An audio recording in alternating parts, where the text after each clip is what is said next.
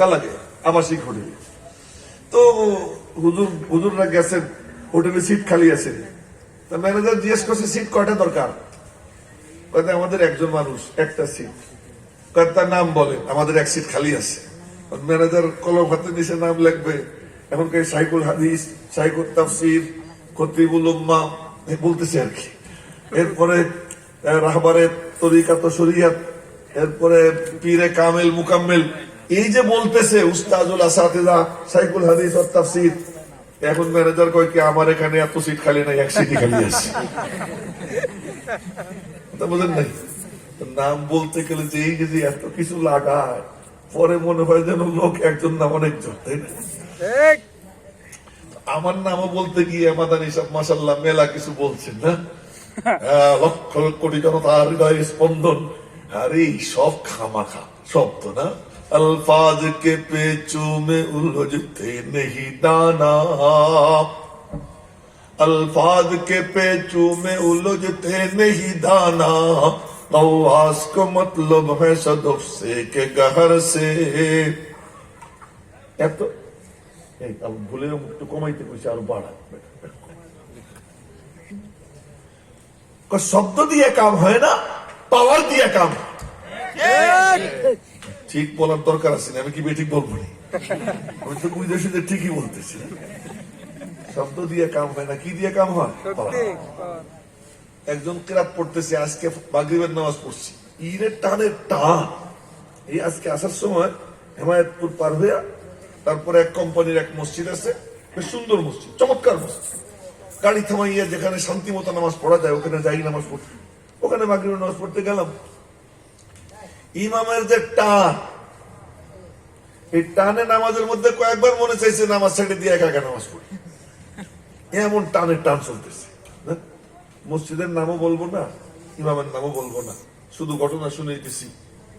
কিন্তু ভিতরে মিজাজ খারাপ লাগে, কোন আসর হয় না। কি আছে? সুর আছে, টান আছে, চিৎকার আছে, পাওয়ার নেই।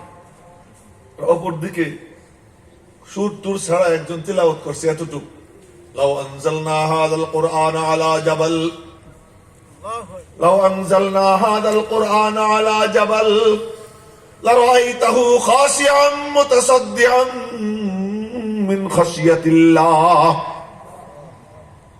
এতটুকু তিলাওয়াত করছে, গির্জার সামনের দেয়াল ভাঙ্গা জমিনের সঙ্গে মিশে গেছে।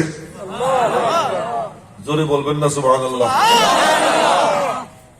একটু আগে শুনতেছিলাম এখানে কইতেছে কে কি দিবেন, এরকম হয়েছিল নাকি? কিছু হয়েছে না কালেকশন?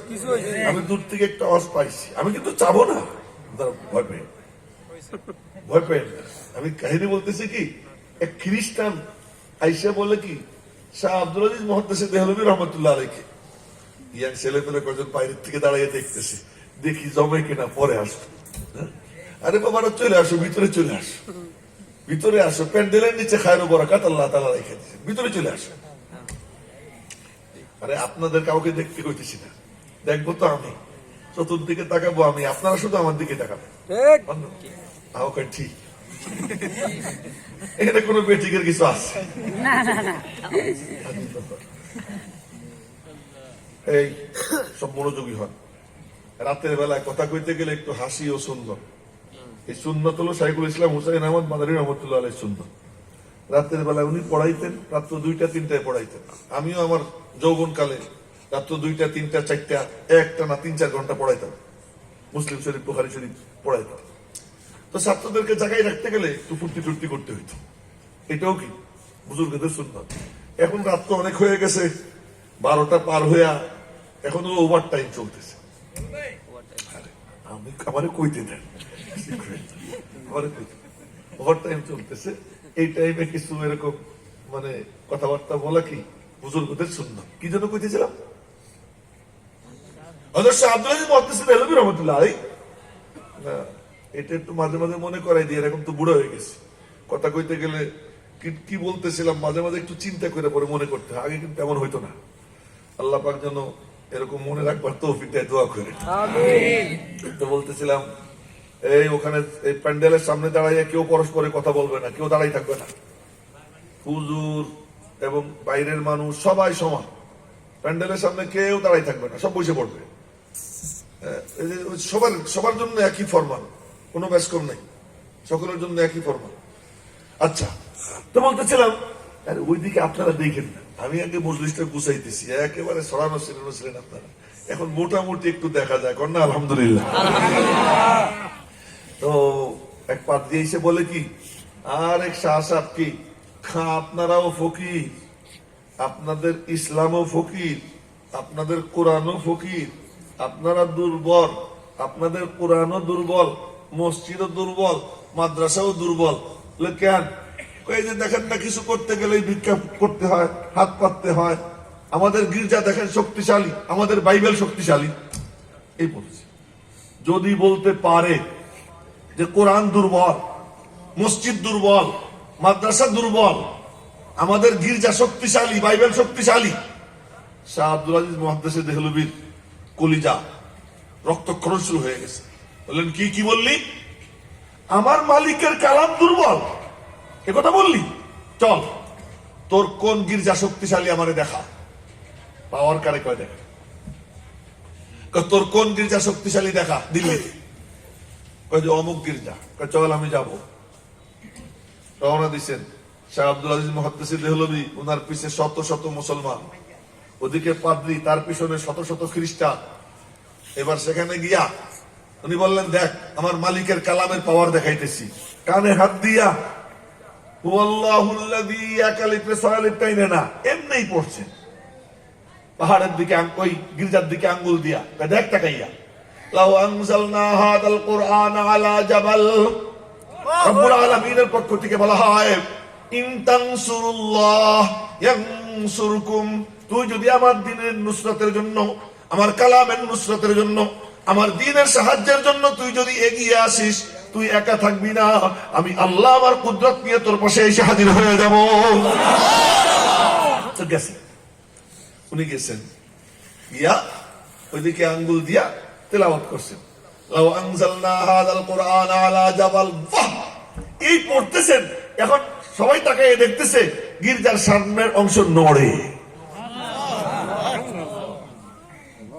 কি কোনো সমস্যা নেই, যদি ঘুমায় নাকি মোরাকাবা করে? ঘুমাইতেছে, ঘুমানো যাবে না। আচ্ছা, তো যখন এই আয়াত তেলাওয়াত করছেন, গির্জার সামনের অংশ ধরাম করে জমিনের উপর পড়ে গেছে। মুসলমানদের চিৎকার দেখে কে, মুসলমানরা খুশিতে বলতেছে আল্লাহু আকবার, আল্লাহু আকবার। আর পাদ্রীর সাথে যে খ্রিস্টানরা আইছে, ওগুলা খাও খাও চিল্লি শুরু করছে, গাধার মতো চিৎকার। শাহ আব্দুল আজিজ মুহাদ্দিস দেহলভি বললেন, চিৎকার দিস কেন, আর একটু দেরি কর, আর একবার পড়বো, বাকিটাও পড়ে যাবে। এরে বলে পাওয়ার, কি বলে? এখন সুর আছে, হুঙ্কার আছে, চিৎকার আছে, পাওয়ার নেই। পাওয়ার নেই। ডেজিগনেশন আছে অনেক, পীরানে পীর, দস্তগীর, খাজায় খাজাগান, পীরে কামেল মুকাম্মেল, শাইখুল হাদিস, আল্লামা, সারা বাংলা আলোর সৃষ্টিকারী, সুবহানাল্লাহ। শেষ পর্যন্ত বুজুর্গের নামই তালাশ করে পাওয়া যায় না, বলতে চাই। কিন্তু ভিতরে কি নাই? পাওয়ার নাই। এসব দিয়ে কি করে ফুলায়। আর আমাদের ছিলেন কে? হাফেজ জি হুজুর। শাইখুল হাদিসও কইতাম না, কি কইতাম? হাফেজ জি হুজুর। এই পোলাপান কোন আওয়াজ করবি না, আওয়াজ করলে ওখান থেকে সরে যা। এর তোরা চেয়ারে বসুস কেন? নিচে যা, সব যা। বুড়া মানুষ যাদের কোমরে ব্যথা ব্যথা, তারা বসবে চেয়ারে, বিভিন্ন কথা। আবার দিলে আমার শেষ করে বলতেছিলাম, হাফেজ জি হুজুর, পীরজি হুজুর, সদস্য হুজুর, ফখরে বাঙ্গাল তাজুল ইসলাম সাহেব, এরকম এক এক না। শাইখুল হাদিস, আল্লামাতুদ দাহার, ফাহামাতুজ জামান, পীরে কামেল মুকাম্মেল, রাহবারে শরিয়াত ও তরিকাত, কিচ্ছু ছিল না। কিন্তু হাফেজ জি হুজুর হাইটা যাইতেন, পঙ্গপালের মতো মানুষ তার পিছিয়ে পিছিয়ে ছুটত। উনি শুয়ে থাকতেন, ঘুমাইতেন, ঘুমের মধ্যে জিহ্বা নড়ত, ঘুমের মধ্যে কি জিহ্বা নড়ত, সারাক্ষণ জিহ্বা নড়ত। পরে জানা গেল আল্লাহর বান্দা প্রতিদিন 24 ঘন্টা এক খতম কোরআন শরীফ পড়ে, খতম কোরআন শরীফ পড়ে। পাওয়ার, পাওয়ার দিয়ে কাম হয়, কি দিয়ে কাম হয় না? এই ডেজিগনেশন দিয়ে কাম হয় না। ইয়াহিয়া মাহমুদের যেহেতু পাওয়ার নাই, এই জন্য হৃদয়ের স্পন্দন, শাইখুল হাদিস, আল্লামা কত কিছু লাগাইলো। হ্যাঁ, আর যদি পাওয়ার থাকতো কিচ্ছু লাগানো লাগতো না। না কিতাবু সে নওয়াজু সে নজর সে পয়দা लेकिन दीन होता है बुजुर्गों की नजरों से पैदा। ओ मेरे मोहतरम भाइयों, हजरत खलील अहमद सहारनपुरी रहमतुल्लाहि अलैह फजाइल आमाल तबलीगी निसाब किताबेर लेखक, हजरत शाइखुल हदीस জাকারিয়া रहमतुल्लाह अलैहिর পীর, ওনার উস্তাদ। এই যুবকরা কান খুলে শুনো, খলিল আহমদ সহারনপুরি रहमतुल्लाहि अलैह বসে বসে কিতাব লিখতেছিলেন। বজরুল মজহুদ, আবু দাউদ শরীফের শরহ, আবু দাউদ শরীফের ব্যাখ্যার কিতাব বজরুল মজহুদ, এই কিতাব লিখতেছিলেন বৈশা বৈশা। এমন সময় এক যুবক ওনার দরওয়াজার সামনে এসে দাঁড়াইছে। উনি লিখতেছিলেন, হঠাৎ করে চোখ পড়ে গেছে ওর উপরে। কলম হাতে নিয়া কাটায় কাটায় 1 মিনিট ওই ছেলেটার দিকে উনি তাকাইয়া রয়েছেন, বাস শুধু চোখ দিছেন, আবার লেখা শুরু করছেন। মাত্র কয়েক মিনিটের মধ্যে ওই ছেলেটা দৌড়িয়ে আসছে, এসে বলে, দুই চোখ দিয়ে দর দর করে পানি পড়ে, এসে বলতেছে, হুজুর বয়স হয়ে গেছে 18, আজ পর্যন্ত নামাজ পড়িনি, রমজানের রোজাও রাখিনি, আমার কি হবে ভবিষ্যতে? হুজুর আমারে তওবা করেন। তওবা করে নামাজ পড়ার ওয়াদা করে, রোজা রাখার ওয়াদা করে, এরপরে নেক আমল শুরু করে দেয়। কয়দিন পরে রমজান মাস এসে গেছে, রমজানের রোজা রাখছে, আজ পর্যন্ত রোজা রাখার অভ্যাস নাই। রোজা যখন রাখছে, এরপরে দাস্ত শুরু হয়েছে, বমি শুরু হয়েছে। ডাক্তার বলে রোজা তোমার ভাঙতে হবে। মুফতি সাহেব বলেন তোমার জন্য রোজা ভাঙ্গা জায়েজ, আসলেও ফতোয়া তাই জায়েজ। রকি বলে শোনেন, কে একদিন রোজা রাখিনি, আজ জীবনে প্রথম রোজা রাখলাম, জীবন যায় যাবে, রোজা আমি ভাঙবো না। ওই যে রোজা রেখে দেয়, দাস্ত হয়, বমি হয়, এই অবস্থায় আল্লাহ পাক তাকে শাহাদাতের মউত নসিব করে দেয়। না কিতাবু সে নওয়াজু সে নজর সে পয়দা। ও মেরে মোহতরম ভাইও, তাদের পাওয়ার ছিল। ওই পাওয়ার ওয়ালা আকাবিরের সোহবতে যারা যায়, একটু আগে যিনি বয়ান করে গেলেন, পাওয়ার ওয়ালা, রূপ নাই, সাজসজ্জা নাই, ডেকোরেশন নাই, কিন্তু ভিতরে পাওয়ার আছে। ওই পাওয়ার থেকে যে আগ্রহ নিয়ে তার দিকে তাকায়, আল্লাহ পাক তাকে ওই জিনিস মিলিয়ে দেয়। এটা নবীজির সুন্নাত, বলেন না সুবহানাল্লাহ। এই তুই উঠছিস কে? উঠবি যদি হলে বসিস কেন? যাও, চট করে বের হয়ে যাও, তাড়াতাড়ি করো। কদ্দুর হাটে আমি এগুলো দেখতে পারি না। আমি যখন কথা বলবো, কোনো উঠা পড়া কেউ করবেন না, মনোযোগ দিয়ে শুন। এটা নবীজির সুন্নাত। ওয়ারিসে নবী যারা, তাদেরও ঠিক এই অভ্যাস। আমার নবীজি বয়ান করতেন, কেউ মাথা নাড়াইতো? মাথা নাড়াইতো না। নবীজি বয়ান করতেন, কি করতেন জানেন? নবীজি সবাই দেখতেন, কে কেমনে বসা, কে কথা শুনতেছে, কার মনোযোগ কতটুকু, এটা দেখতেন। এবং ডাইনে তাকাইতেন, ধীরে ধীরে ধীরে ধীরে চোখ বাম দিকে আনতেন, আবার বাম দিকের থেকে ধীরে ধীরে চোখ ডান দিকে নিতেন। এই ফাঁকে সমস্ত শ্রোতাদেরকে নবীজি তার কলবের মধ্যে, তার মস্তিষ্কের মধ্যে তাদের ছবি এঁকে ফেলতেন। কাউকে ভুলতেন না, কাউকে ভুলতেন না। আমি যে এখন বয়ান করতেছি, আমি যদি আগামীকাল সকালে ফজরের পরে আবার আপনাদেরকে নিয়ে বয়ান করি, তা আমি চিনবই না যে কোন জন ছিল রাত্রে আর এখন কোন জন আছে। কিছু কিছু হয়তো চিনব, কিন্তু আমার নবীজি ওই যে বয়ান করলেন, 1 মাস 2 মাস পরে আবার বয়ান করতেছেন, মজলিসের দিকে তাকাই বলতেন, অমুক রেজে দেখি না। বলবেন না আল্লাহু আকবার জোরে? অমুক রেজে দেখি না। আমার নবীজি, এটা বুখারী শরীফের হাদিস শুনে দিছি, কোনো গাল গল্প না। আমার নবীজি একদিন বয়ান করতেছেন, সবাই দেখছেন, এই কিশোররা কান খুলে শুনো, যুবকরা কান খুলে শুনো। তো নবীজি বয়ান করতে করতে সব দেখছেন চেহারা। আর একদিন বয়ান করতে গেছেন, বলতেছেন অমক ছেলেটারে যে দেখি না, ও গেল কোথায়? অমক ছেলেটারে যে দেখি না, ও গেল কোথায়? ওই ছেলেটা কে জানেন? ওই ছেলেটা হলো এক ইহুদির ছেলে, এক ইহুদির ছেলে। কিন্তু নবীজির বয়ান শুনছে, চাতক পাখির মতো তাকাই রয়েছে, নবীজির দৃষ্টি আকর্ষণ করে ফেলছে। আদব নিয়া, আজমত নিয়া, মনোযোগ দিয়া নবীজির বয়ান শুনছে, নবীজির চোখ ওর উপরে পড়ে গেছে। তো বয়ান করতে সময় বলতেছেন, ছেলেটারে যে দেখি না, গেল কোথায়? এক সাহাবী বললেন, ইয়া রাসূলুল্লাহ, ওর তো জ্বর। জ্বর হয়েছে? আহারে, চলো ওরে দেখে আসি। ইহুদি ছেলেকে দেখতে রওনা হয়েছেন নবীজি। আল্লাহ পাক বলতেছেন, তুই আমার মাহবুবের বয়ান শুনছিস আদবের সাথে, এবার আমি তোরে বদলা দিব, বিনিময় দিব, চল। নবীজি চলছেন আবু বকর ওমরের সাথে নিয়ে তারা দেখার জন্য। যেখানেই যাইতেন আবু বকর ওমর সাথেই থাকত।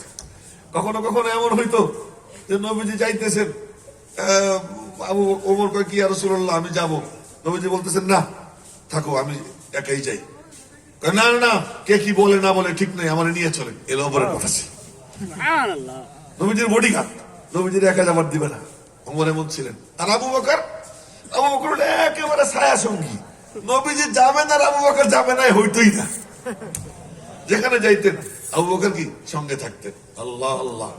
এই জন্য ইন্তেকালের পরে আবু বকর সিদ্দিক নবীজির দরওয়াজার সামনে এসে দাঁড়াইয়া সালাম দিয়ে কি বলছিলেন জানেন? সালাম দিয়ে বলছিলেন, মাহবুব, আপনি তো যখনই যেখানে যাইতেন আমার নিয়ে যাইতেন, শেষ যাত্রায় আমার রেখে গেলেন কেন? এই কথা বলছিলেন আবু বকর সিদ্দিক। যখনই কোথাও যাইতেন জীবদ্দশায় আমার নিয়েই তো যাইতেন, তা আজকে যাবার সময় আমার রেখে গেলেন কেন?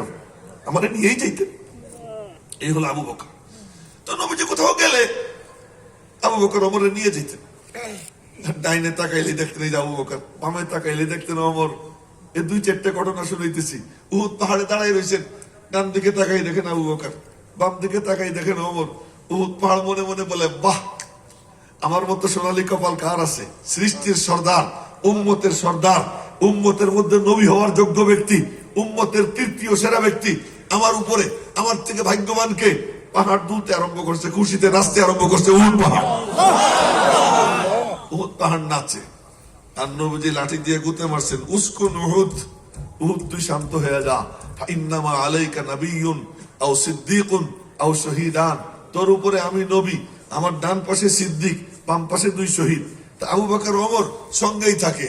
যখনই কোন সময় নবীজি যাইতেছেন, এখন আওয়াজ আসতেছে, আসসালামু আলাইকা আইয়ুহান নবী ওয়া রাহমাতুল্লাহ, আসসালামু আলাইকা আইয়ুহান নবী ওয়া রাহমাতুল্লাহ। আবু বকর ডান পাশে, ওমর বাম পাশে। আওয়াজ আসতেছে, আসসালামু আলাইকা আইয়ুহান নবী ওয়া রাহমাতুল্লাহ। আবু বকর ওমর এদিক ওদিক তাকায়, সালাম কে দেয়? নবীজি বললেন, আবু বকর ওমর। জি ইয়া রাসূলুল্লাহ। সালাম কে দিল তালাশ করতেছো? কাহা? সালাম কোন মানুষে দেয় নাই। কে দিল? কই পাথরের দিকে তাকাও। হাদা হাজারুন ইয়ারিফুনি ওয়া আনা আরিফুহু। এই যে পাথরটা দেখতেছো, আমার বড় ঘনিষ্ঠ বন্ধু, ও আমারে চেনে, আমি ওরে চিনি। আমি চিনলাম না, তুমি চিনলে না, ইনসান চিনল না। পাথরের কথা বলতেছেন, হাদা হাজারুন ইয়ারিফুনি ওয়া আনা আরিফুহু। এই পাথরটা আমারে চেনে, আমি ওরে চিনি। ফাইদা লাকিতুহু ইউসাল্লিমু আলাইয়া ওয়া আনা উসাল্লিমু আলাইহি। যখন ওর সাথে দেখা হয়, ও আমারে সালাম দেয়, আমি ওর সালামের জবাব দেই। এই সময় আবু বকর ওমর সাথে যেখানে যায়, আবু বকর ওমর সাথে। আল্লাহ পাক বলেন, আরে এই দুই পাগল তো পিছ ছাড়ে না, সব সময় সঙ্গে থাকে। মওলার পক্ষ থেকে ফয়সালা হয়, দোস্ত এই দুই বুড়া তোমার সাইডে যায় না, মরার পরেও আমি আলাদা করব না, মরার পরেও আলাদা করব না, মরার পরেও এই দুই বুড়ার আমি তোমার পাশে শোয়াইয়া রাখবো। এই জন্য দুই বুড়া পাশেই শুয়ে রয়েছে, নবীজিরে সালাম দিলে তাদেরকেও দেওয়া লাগে। আল্লাহ আল্লাহ, নবীজিরে সালাম দিলে তাদেরকেও দেওয়া লাগে। আল্লাহ পাক দুনিয়াতে আমাদের জন্য কত বড় সম্পদ রাখছেন। রওজা পাকের পাশে গেছে এক বুড়া বেদুইন, তো বেদুইন গিয়া সালাম দিছে, আসসালামু আলাইকা ইয়া রাসূলুল্লাহ। সালাম দিয়ে কি বলে শোনেন, বলে আল্লাহ আমারে মাফ করে দাও। বলতেছে আল্লাহ আমারে মাফ করে দাও তার ভাষায়। এরপরে বলতেছে ইয়া রাসূলুল্লাহ আপনি আমার জন্য সুপারিশ করে দেন। নবীজি তো হায়াতুন নবী, কবর মুবারকে জিন্দা। উনি বলতেছেন আল্লাহ তুমি আমারে মাফ করে দাও। নবীজিরে বলতেছেন ইয়া রাসূলুল্লাহ আপনি একটু বলে দেন আল্লাহ যেন আমারে মাফ করে দেয়। বলতেছেন, এরপরে বলতেছেন আল্লাহ পাক কোরআনে কারিমে বলছেন ওয়ালাউ আন্নাহুম ইয যালামু আনফুসাহুম জাউকা ফাস্তাগফিরুল্লাহ ওয়াস্তাগফারা লাহুমুর রাসূল লাওয়াজাদুল্লাহা তাওয়াবার রহিমা। তোমার উম্মতের জালেমরা যদি রওজা পাকের পাশে আইসা তোমার কাছে আইসা দাঁড়াইয়া আমি মওলার কাছে ক্ষমা চাই, আর তুমি যদি সুপারিশ করে দাও আমি আল্লাহ দুই গুণে গুণান্বিত হব। এক গুণ আমার তাওয়াব, তাওয়াবের গুণ দিয়া গুনাহগুলো মাফ করব। রহিমের গুণ দিয়া গুনাহগুলোর জায়গা আমি মওলা নেকি দিয়ে ভরে দিব। ওই বুড়া নবীজির রওজা পাকের পাশে দাঁড়াইয়া সালাম দিয়া এরপরে নবীজিকে বলতেছে আল্লাহর একটু বইলা দেন। বইলা এখন কি করে সারে, এখন বলে ইয়া খায়রা মান দুফিনাত বিল কাই আযমুহু ইয়া খায়রা মান দুফিনাত বিল কাই আযমুহু ফাতাবা মিন তিবিহিনাল কাউ ওয়াল আকামু। বলতেছে শুনেন কি বলতেছে, এ সেরা সত্তা আপনি কবরে শোয়ার পর এই মাটি মেশক আম্বারের থেকেও বেশি ঘ্রাণময় হয়ে গেছে। এরপরে কয় নফসিল ফিদাউ লিকবরিন আনতা সাকিনুহু নফসিল ফিদাউ লিকবরিন আনতা সাকিনুহু ফীহিল আফাফু ওয়া ফীহিল জুদু ওয়াল কারামু। আমার জান কুরবান ওই কবরের উপর যেই কবরে আপনি শুয়ে আছেন, আপনি বসবাস করেন। এখানে তো ক্ষমাই ক্ষমা, এখানে তো ইহসানই ইহসান, এখানে তো করম আর করম, এখানে তো শুধু দানই দান। এখানে আসলে কেউ খালি ফেরত যায় না। এরপরে বলে